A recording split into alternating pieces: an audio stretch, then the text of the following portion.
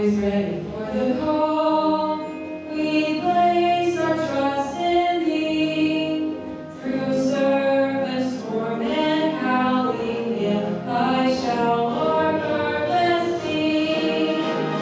Silver grass is our guide, our flame and glory too. The Coast Guard fights through storms and winds. I will start the fight for you.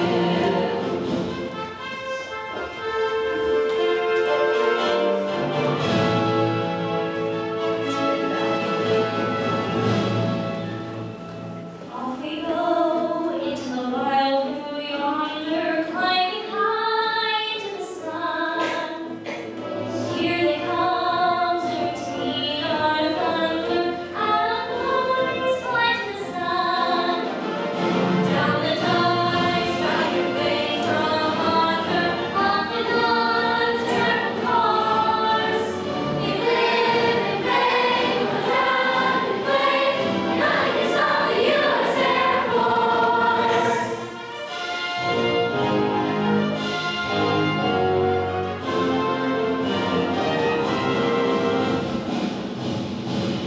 From the halls of Montezuma to the shores of Tripoli, we will fight our country's battles in the air, on land and sea.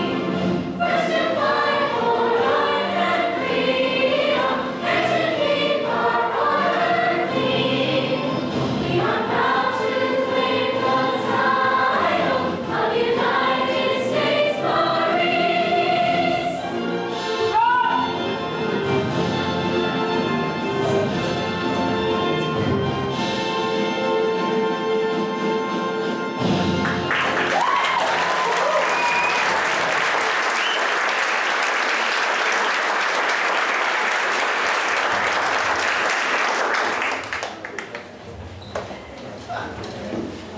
How amazing are they? Oh my gosh. So our first skit that we're doing is titled Brave American Patriots. It tells the true story of a group of women who protected their town while the men were off fighting during the Revolutionary War. A group of 30 to 40 women, led by Mrs. Prudence Wright, defended their town against British attacks and apprehended loyalist spies. Brave American Patriots was written by me. I wrote this skit a few months ago, looking to tell a lesser-known story from our history. So please enjoy Brave American Patriots.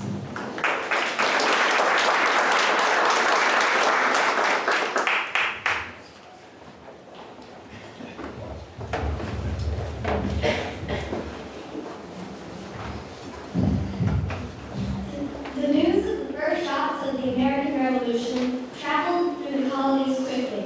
It reached Mr. David Wright in Pemberley, Massachusetts, and he and a group of Minutemen left for Boston to fight. Some British officers were headed for Pemberley and all the men were gone. David was right. Prudence Cummings right. A patriot wasn't going down without a fight. She met with her friends Sarah Shack and Mercy Davies to divide the land.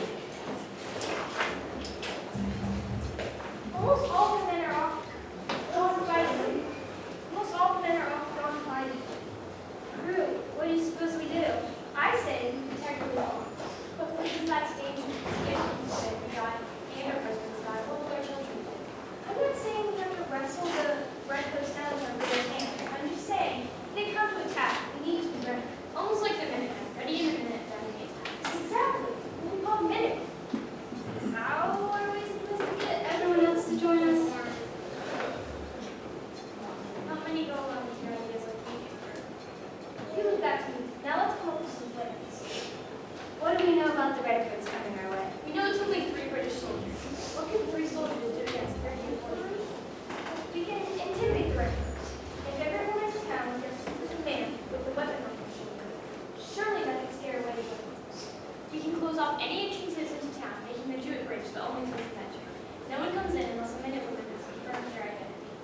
And we can schedule patrols of 1 minute to watch the bridge, and they can warn us if they see anyone coming. Good, Sarah, good. Patrol scheduled around the clock, around the bridge, other entrances into town. We need to go get the others. Prudence, you need to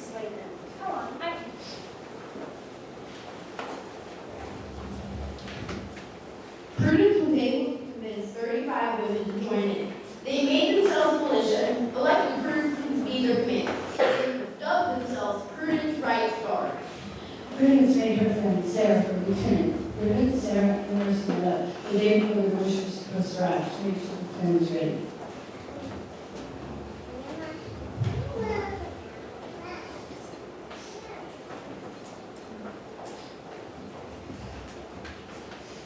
Prudence, everything looks good. Everything will go as planned. Don't worry. I know. I just, never mind. Everything will be great. Let's go over the plan. All entrances to town, aside from the bridge, are closed off. All women in our militia are waiting near our end of the bridge, out of sight. Sarah and I will be on the bridge. Once they're on the bridge, I'll come and tell everyone. Once they're on the bridge, our militia will storm the bridge and steal. If possible, we can capture some soldiers or loyalists. We need another way to know their plans. Come on, we need to encourage the others. After this, we may be doing this.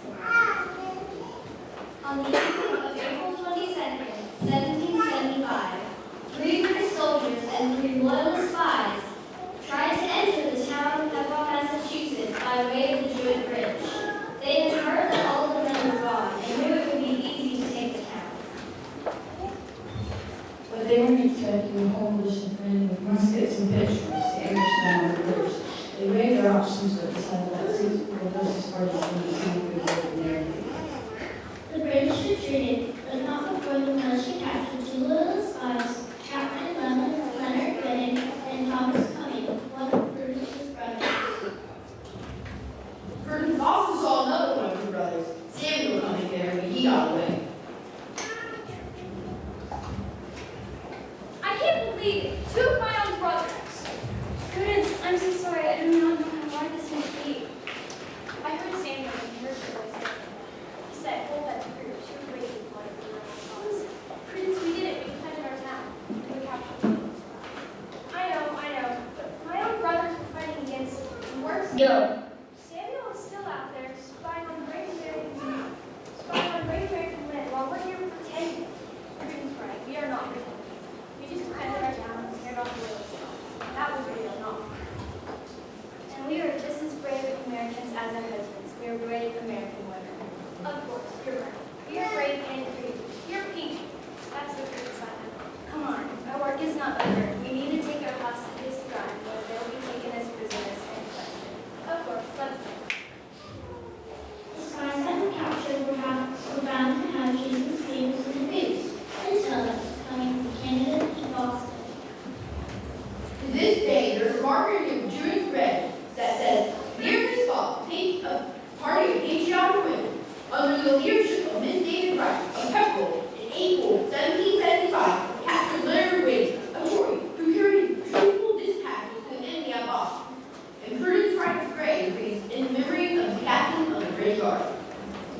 As many as 40 women were engaged in this effort, but we only know the names of 2. Prudence Wright and Sarah Shadow. Prudence Cumming Wright lived with her husband and 11 children in Pepperell until her death, December 2nd, 1824, at 84 years old. Sarah Harwell Shannon lived with her husband and 10 children in her hometown of Groton, Massachusetts, until her death on May 5th, 1798, at 60 years old. This is just one of the stories of the brave American women who fought for you to be here today.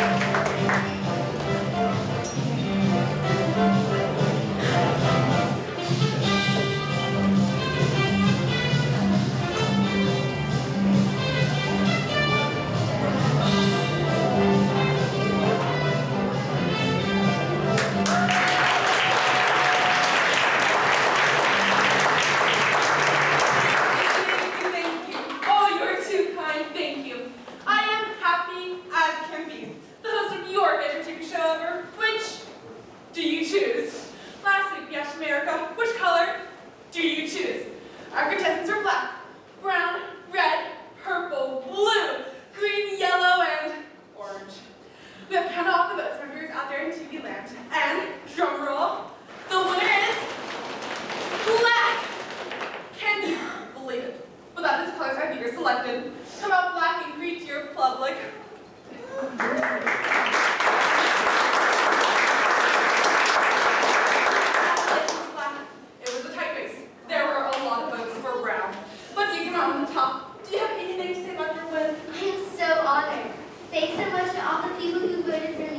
I would try to make you proud. Well, that was a true honor if I ever saw one. And now for today's exciting contest. We'll be asking America, which colony do you choose as the most important colony during the American Revolution? Yes, exciting indeed. So, without further ado, welcome our first colony, Connecticut.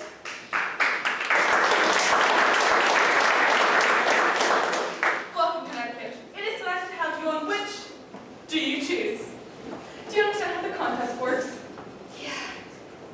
Excellent. Each contestant will tell us about each of each chosen as the most important colony during the American Revolution. You may begin.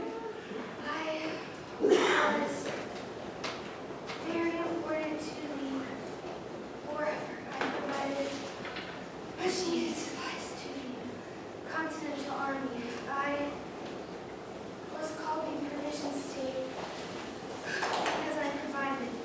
I gave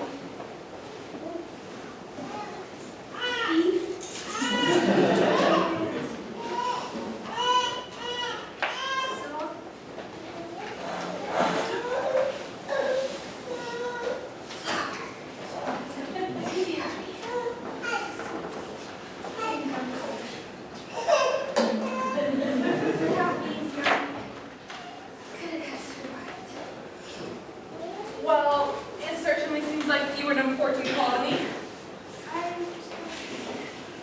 Is there anything else you'd like to say about your role in the war? What an important colony! And now, for our second contestant, proceeding alphabetically, our next colony is Delaware. Thank you, Alfie. Delaware. I don't know what you're talking about. New Jersey. Where is Oregon? I'm sure I don't know.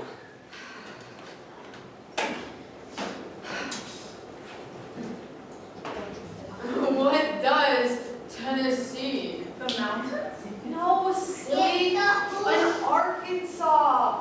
What? I think that's enough for now. Please, tell us what you did in the American Revolution that you think is important enough for you to win our competition. Okie dokie. Do the hokey Delaware! If you please. Delaware. The American Revolution. What a story that is. Let's make it a short story. Certainly. Number one, numero uno. That's me, the first colony. Why? Because I was the first colony to join the Union. The first colony to ratify, like that word, the Constitution. Number one, numero uno. Need I say more? No, I don't think you need to say anything more. Thank you for being with us, and goodbye. See you around like a donut. Moving right along, Georgia.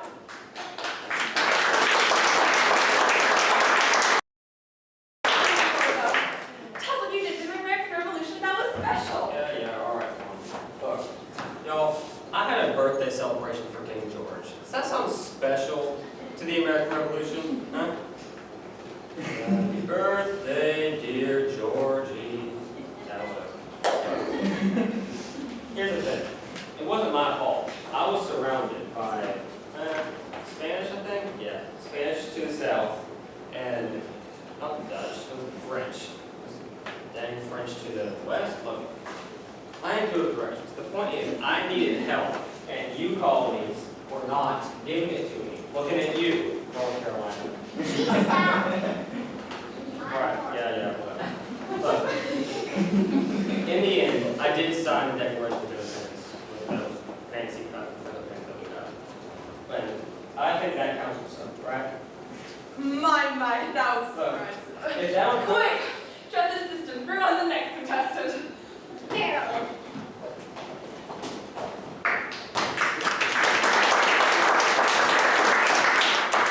I am Maryland, the old line state. Called that because I held the line. General Washington, that is, was in trouble. Big trouble. Stuck on Long Island in New York. Held there by British troops. Oh, very, very many troops. More than I had by a long shot. But I persevered.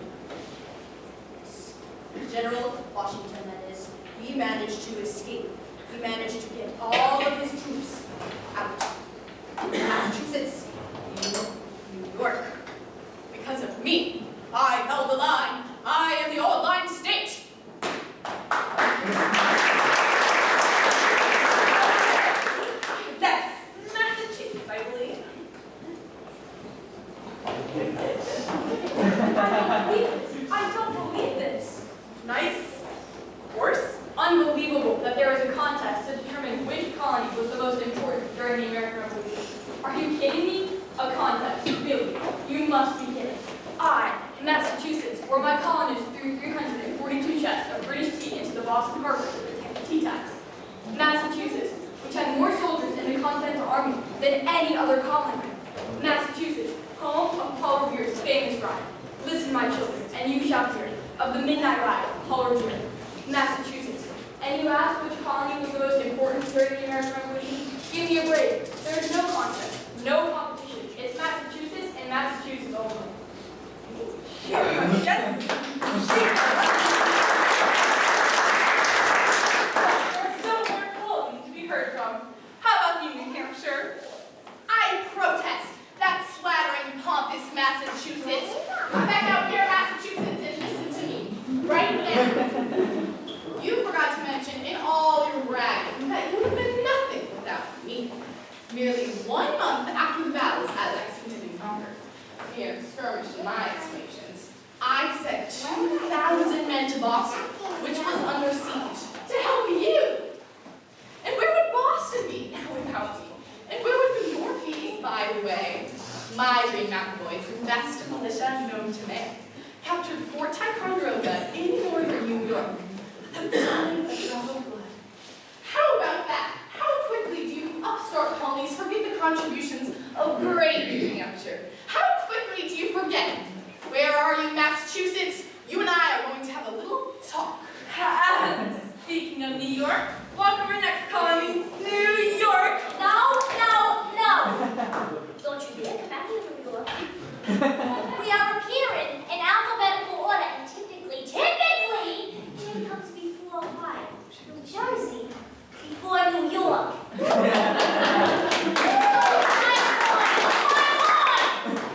Yes, of course it is your turn. J comes before Y. That was my boss. Now, calm down, take a breath, and tell us why you're an important colony. Not an important colony. The most important colony. There were 296 battles held in my colony. That's more than anywhere else. Oh yeah, and George Washington and his army slept here more times. What do you say to that, New York?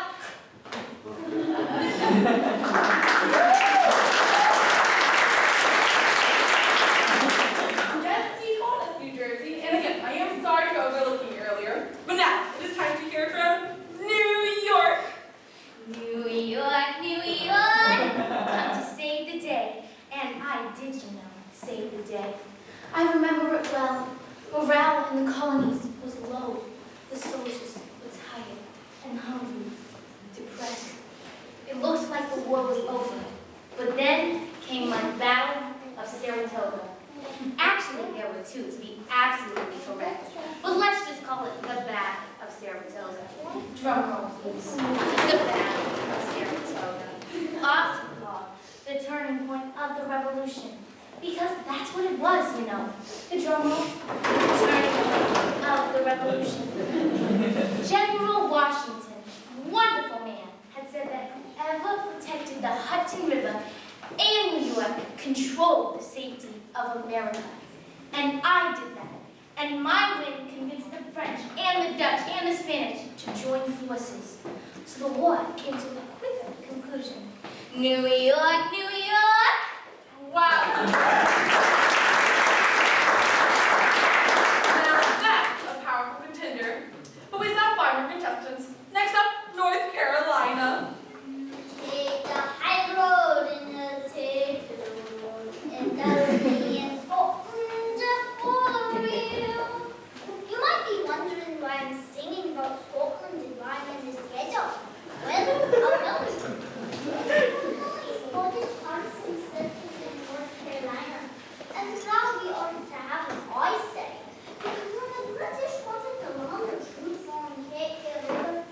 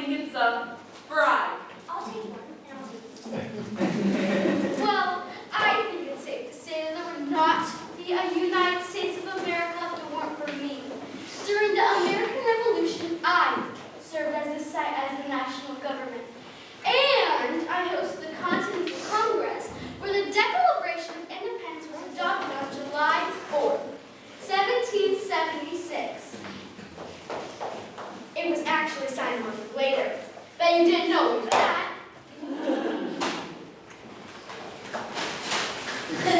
When in the course of human events, it becomes necessary for one people to dissolve the political Yes, a magnificent document, but bands which have connected them. we still have time to hear the whole thing. Thank you for being with us, and goodbye. Another, to seal the bond. A wonderful document. I wish I had time to hear the whole thing, but now it's time to hear from Rhode Island.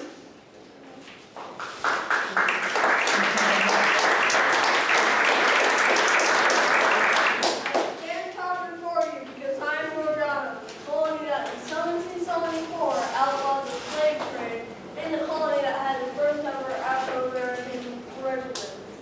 For those two reasons, for those two extraordinary reasons, I should be chosen the colony that was most important during the American Revolution.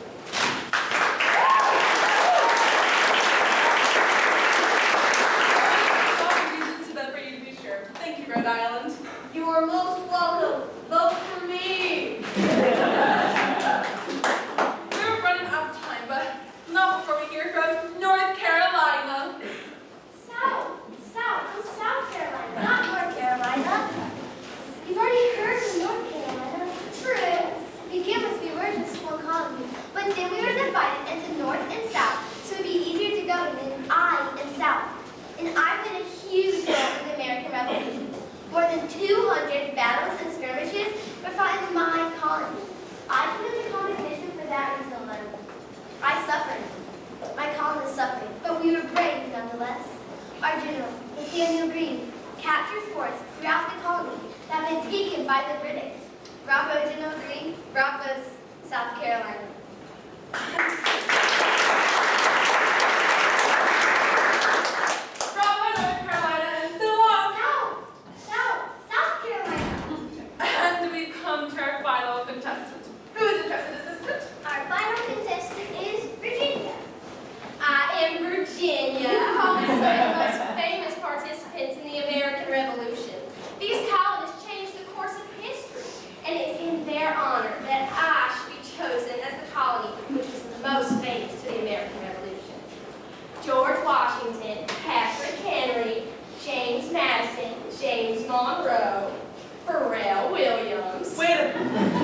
Pharrell Williams wasn't alive during the American Revolution. Sandra Bullock, Booker T. Washington, Enough. We get your point. There are many famous Virginians. Arthur Ashe, Alonzo Mourning. Wow. What a accomplished been. 13 awesome colonies. It'll be very hard for our viewers out there in TV land to choose which colony was the most important during the American Revolution. Now, remember to get out there in TV land. All I have to do is call our toll-free number. It should be flashing on your screen right now in place to vote for the colony you choose. And at the start of our show next week, we will reveal the winner. Good luck! I must say, there was a little conflict between some of our contestants, but no hard feelings. It was all in the name of friendly competition. Each colony were awarded parts of the Revolutionary War, and to show their loyalty to each other and to their country, ask them all to come back out on stage and sing together. Please join us if you wish. And the land of free. Hey, you're right.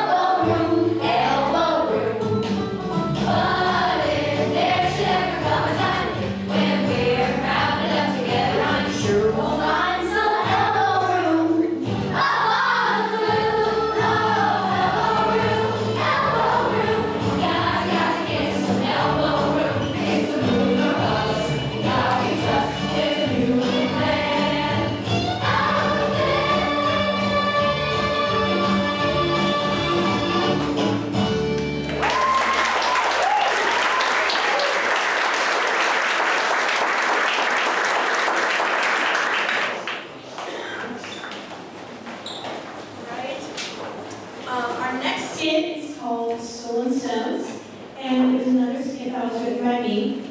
It tells the story of a young Benjamin Franklin and his friends and some of the adventures they went on.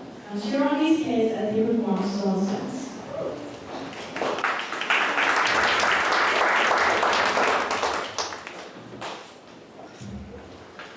Ben Franklin was a bright young lad who was well known to the people of Boston. He would often visit his father with five friends and listen to the neighbors speak about his and fears. The neighbors all thought that it was a very promising neighborhood. Josiah, you should send this boy to college and make him a minister.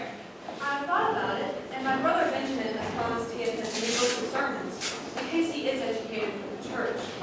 But I have a big family to provide for, and I can't afford to send him to college. Mr. Franklin had such a hard time fighting for his family that when Ben was 10 years old, he pulled out of school. Then got a job making candles. As you can see, Ben always on the way to relate to our friends. Even with his job, he still loved to play with his old schoolmates.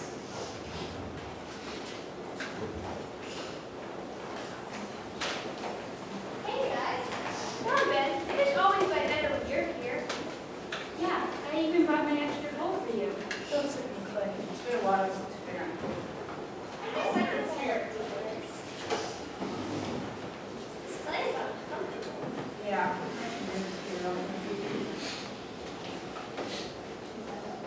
Even if there's anywhere else to stand. I've done it. I've come up with an idea that will help us out. What is it? Is it like a time to start the fire? Do you want to make an easier way to light your candles? Better not be. I was banned from putting out the candles for an entire week. You know how horrible it is to be forced to stand in the dirty clay, mud, and water? Look, I'm absolutely covered all the way to the knees in my trousers, and you two are both in the same shape. Unless we find a solution to this evil, our fishing business must be completely given up. And that would be a terrible misfortune. That would be horrible. Horrible! I suggest we build a pier for continuing our fisheries. See those stones? That man wants to use them to build a house. But that would only help one man. My plan is to take them and carry them to the water to build a pier. This will not only help us continue our fishing business comfortably, it will also help boats on the river. That means instead of one man, our crew will help 50 or 100. Or 1,000, or a million. So what do you say, lads? Shall we build a pier?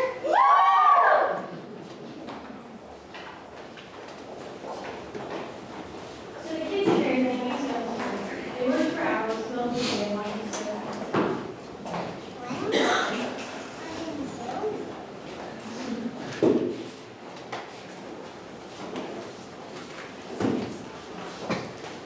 All right, let's celebrate and then go home to bed. Tomorrow we will catch many fish at our ease.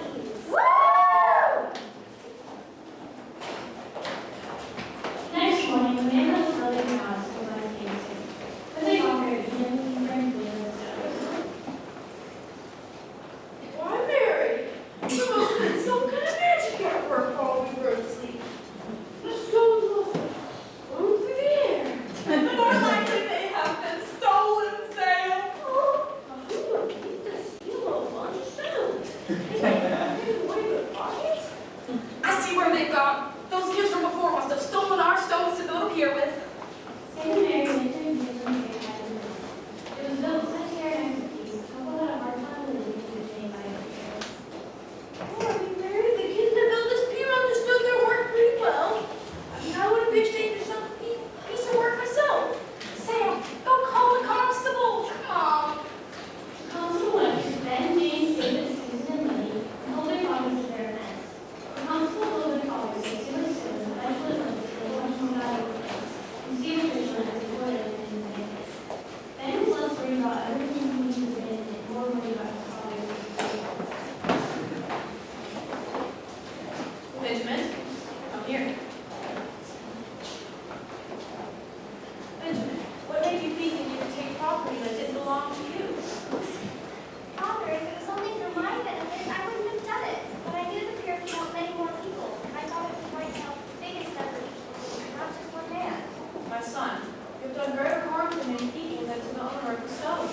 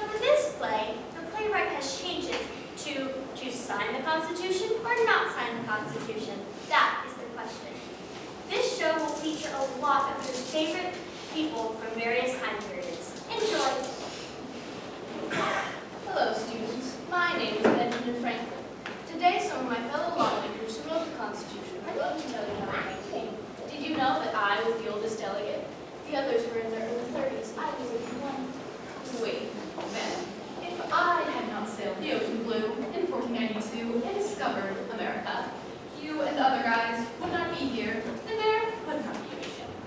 Can I get a little bit of credit? Please.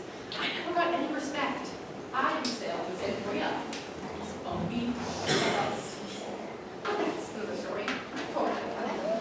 And the as I mentioned, my part in this play. You can continue.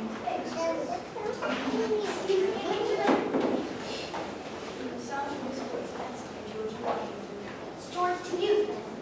Although I was 55 when we decided to prescribe the Constitution, which is the basic law of the nation, I still presided over the entire process and was elected first president of the United States.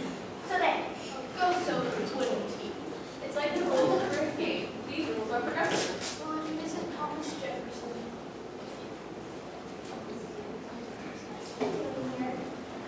that's right. He was even on the Constitutional Convention. And I held it if I was America's Minister to France at the time of the Constitutional Convention, Mr. Alexander Wadinsky Hamilton. Why don't you go back to the Big Apple, New York, where you belong? Not so fast. I can see into the future, and one day they are going to write a large and life musical about me, and it'll be a mega hit on Broadway. Lord who? I think his life was a little short of wattage, and he's a dimwit. Get it? Dimwit and short of wattage. Oh boy, I should be a stand-up comedian. Can I shed a little light on the subject? Well, if it isn't for Thomas Alva Edison. Hey, guy. You would believe it has a middle name like Alva. I give up your day job. Well, I'm keeping with this stuff. Genius is 1% inspiration and 99% perspiration. Edison is always coming up with these little phrases. He'll never amount to anything. Who are you? Sherlock Holmes. Holmes, with your fellows, the game's afoot. Talking about my feet. She first is my ivory teeth and now my feet. I tell you, I get no respect.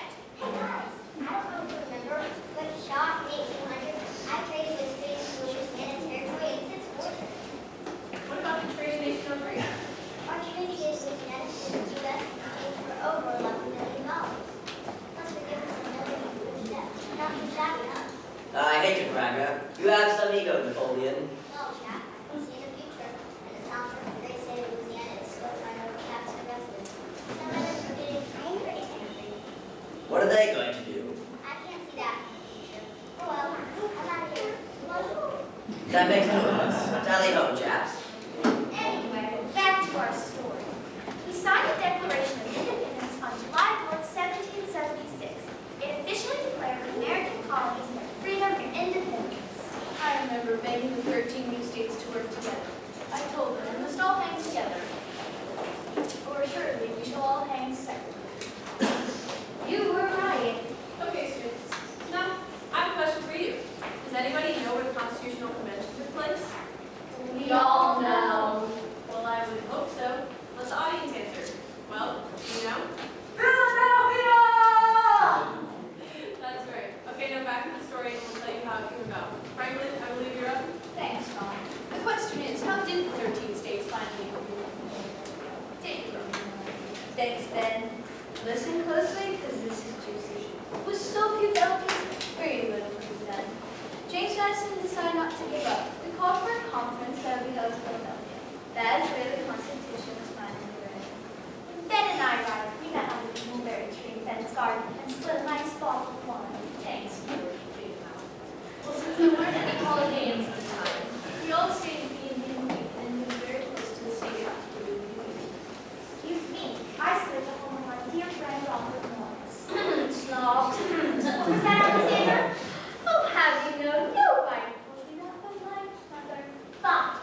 Finally, on Friday, May 25th, 1787, we had enough delegates to begin. I remember it was yesterday. When it began, I was in my 80s. I was so sick, I did not think I would be able to complete my second. Oh, yeah! I remember that you had to carry to the convention on a chair on board poles by four trumpets you had to kill everything. see, gentlemen, not only did I invent the lightning rod, bifocals, and the Franklin stove, I also had the first van chair ever seen in the country. Sometimes I amaze myself. Well, I was the most famous delegates. Everybody loved me. I was our country's first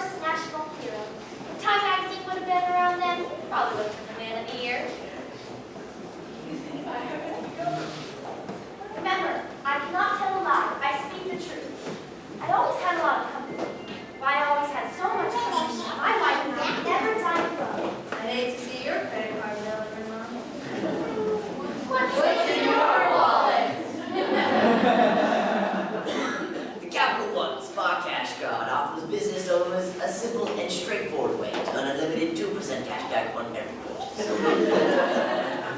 Now back to the show. My best friend, James Madison, is unable to join us today, but I consider him the father of the Constitution. He was the ultimate politician until his death at 85. He was a member of the Virginia government, a congressman, Secretary of State, and finally, President of the United States. Well, you seem to forget that I was elected to be chairman. Madison took notes. His handwriting is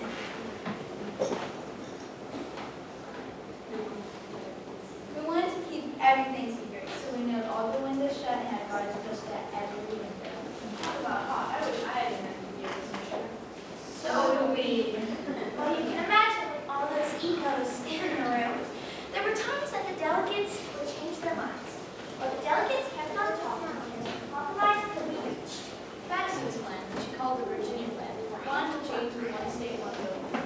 He suggested having two branches or houses for Congress. The first house would be based on the number of people in each state.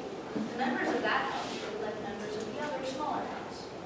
But the states did not like that plan, so they offered an alternative plan. New Jersey's William Patterson suggested a plan called for a conference, which is one house that would be based on the old system, where each state would be equal. Well, that didn't go over, so they decided to take the whole problem to the committee and let them try to come up with a compromise. They came up with a brilliant suggestion. Congress would have two houses, just like Madison suggested. One house would be based on the population, and another house. Each state would be equal. Now we come to the great compromise. Wait, didn't you forget one crucial thing? What, Rachel? A little lady named Betsy Ross. My bad. Betsy Ross made the first American flag. She often told me she recounted a visit from me in 1776. During the meeting, we presented her with a sketch of a flag with 13 red and white stripes and 13 six-pointed stars. I agreed to make it by suggesting a few changes. I arranged a striping circle and reduced the points to 5 instead of 6. It was perfect for our 13 colonies. And now that we have 50 states, our flag looks like this.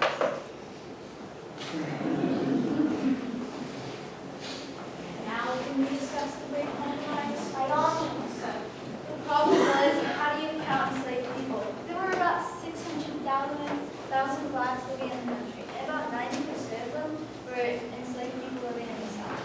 The southern states wanted to count them as people. Even though they could not vote, women could not vote either. Martha reminds me of that fact every chance she gets. Boy, am I glad they can vote now. Who knows? We may even elect a female president of the United States of America. Not in our lifetime. What happened? We worked out a compromise. Enslaved people would be counted as 3/5. In other words, 5 enslaved people were counted as 3 white. Wow, that didn't seem fair. You know, I bet one day there'll be a black president of the United States of America. Did you know that the word slave was not in the Constitution? Guess who changed it?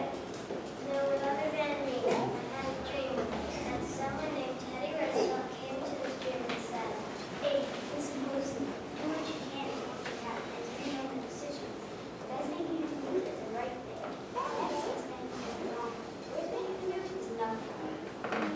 Hey, my man. let me remind you that when I was the President of the United States of America, I wrote an important speech on the emancipation from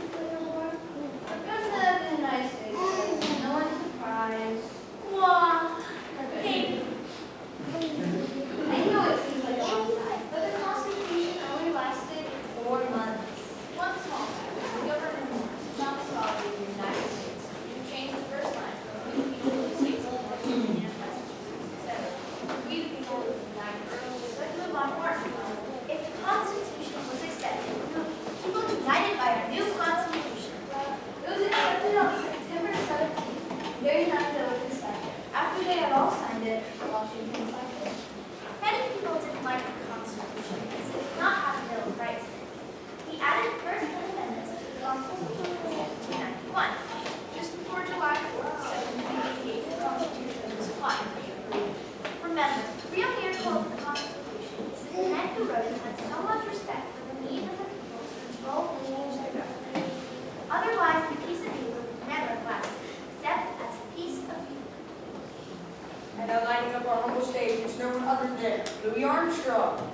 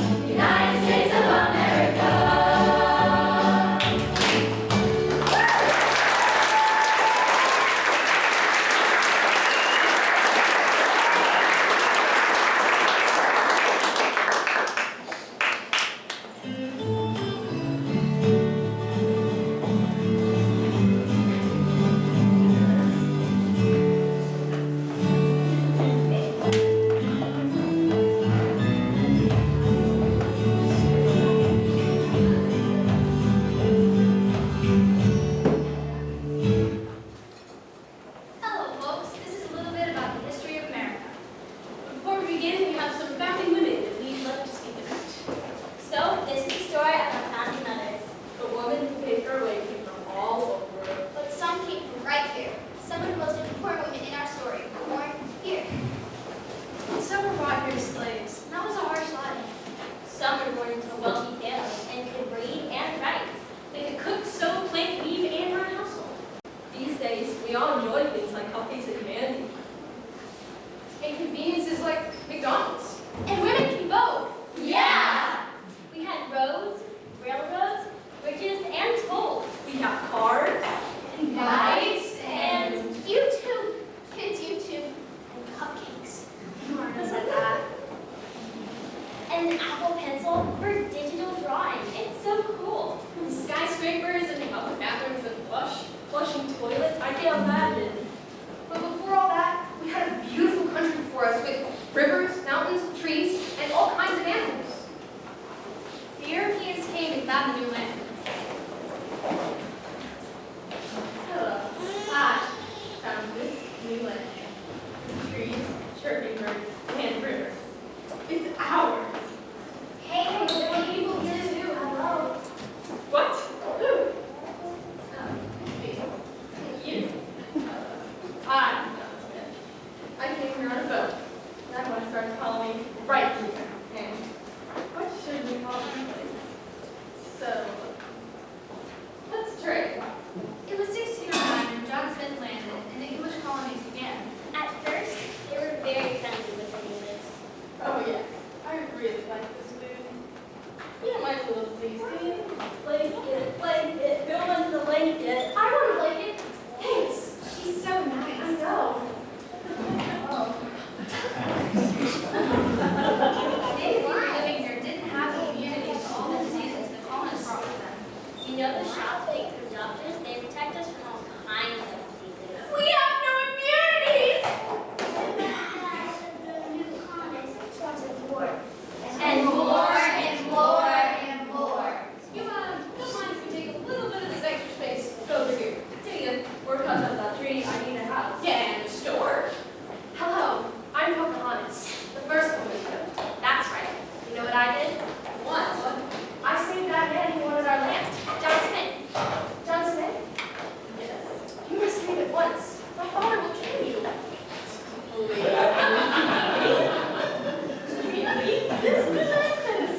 So, just leave the area, I guess. Get out of the way. What's that, Pharaoh? Get my gun. Well, I saved him, didn't I? But they just kept coming, coming, and coming. Setting for the revolution. Oh, hello, everyone. I am King George, as King of England, owner of so many countries, including the Americas. So great that we got them with, wasn't it, darling? It's such a trees there. Sure was, darling. Too bad we cut down those trees. I do like the way I look. Darling, what do you think? I need to get a new wig. This one's so outdated for times. What time is it anyway? What year is it? What time is it? What time is it? What time is it? What time is it? It's 1770, over 100 years since the first settlers came to America. But we keep coming and living a great life here in America. We formed 13 colonies along the East Coast, but we couldn't go further into the country. It's too scary. We don't know what's out there. Not yet, but someday soon. Come on, as immigrants from all over the world to live in the new land. I came from Ireland with my 3 daughters to live in New York City. It's such a journey. When we arrived, we rejoiced. We came to barn! I had pigs. I had chickens. I had green beans and tomatoes. Do you know people used to think that tomatoes were poisonous, but they are delicious. Our mom was a seamstress. She made clothes for all of us, and dresses for the fancy ladies, for the balls. That's us! We're the Schuyler sisters! Our daddy's got money and influence.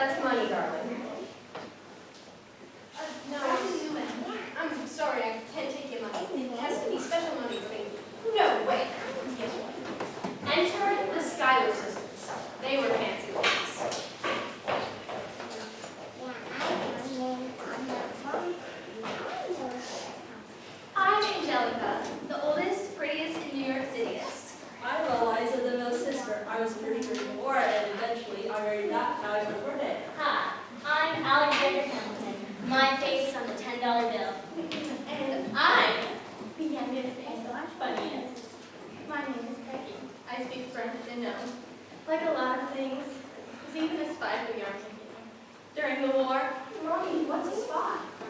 A spy is somebody who finds out stuff undercover. Someone said that I was the wittiest and prettiest in New York Cityest, but we all had opportunities which were pretty great in 1775. We could marry rich, maybe become influencers. What is an influencer? An influencer is someone who has sway with people. I wrote letters to my husband who was on the battlefield. I want to change minds with my words. I work for George Washington, our first general, and his president. Hello, sir. Hello, Alexander. I didn't like the tax return and later came to the United States. We needed our own money and ways to collect our own taxes. That's right. We want our own independence. I'm Thomas Jefferson, and I wrote the Declaration of Independence. This is a declaration of independence. It's a declaration that states that the 13 colonies are at war with England. Well, that's just great. If they want war, I'll give them the war.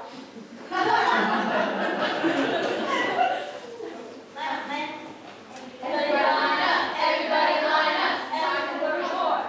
Time to fight for freedom. George! What's this? Are they fighting me? Take it! Kill me! I see them. The British are coming. I'm Martha Washington, the first lady. I helped on the battlefield when we were at war. I sewed the uniforms and brought them in food. We took care of the wounded as nurses. And formed sewing circles. Come on, I'm going to one now. And so in this size, just like me. Aha, it's good something. It turns out that Ben is armed with a traitor working for the British Army. And it curses. I've been foiled. Again. Some women in the war fought like me. I'm devastated. I wanted to be a soldier. What? Why? Because I wanted to fight. But what if you get hurt? Come on, girls, that bridge when I come to it. Sir, I'd like to sign up for the army. What's your name, soldier? Robert Shirtliff, sir. All right, good battle. Let's go. What a fighter. Robert Shirley was honorably discharged after being wounded in 1783. And it was the doctor who finally found out that he was a sheep. Eventually, the colonists won the war from England for our independence. We became the nation that we call America. We wrote our own constitution, called the U.S. Constitution. America, the home of the free and brave.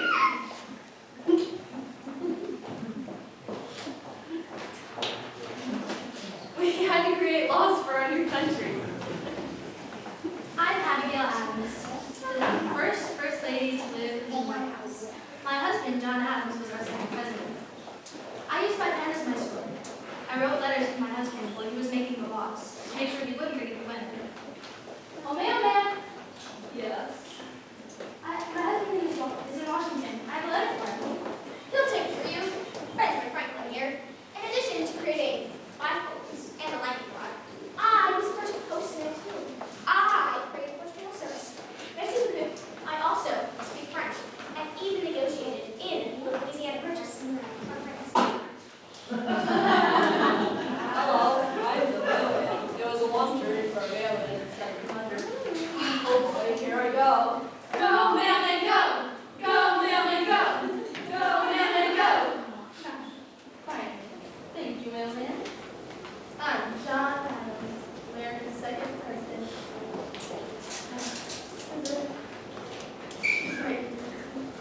Your husband, when you're making the laws, forget the ladies. How could I forget you? You're so soft. Okay. Eventually, we made it across the continent with the help of many brave men and women. We made it past the Mississippi and eventually made it all the way to the Pacific Ocean with the help of Sacagawea. Hello, I'm Sacagawea. I'm Lewis. I'm Clark. We need Sacagawea to translate for us the order to get to the Pacific. reading pass.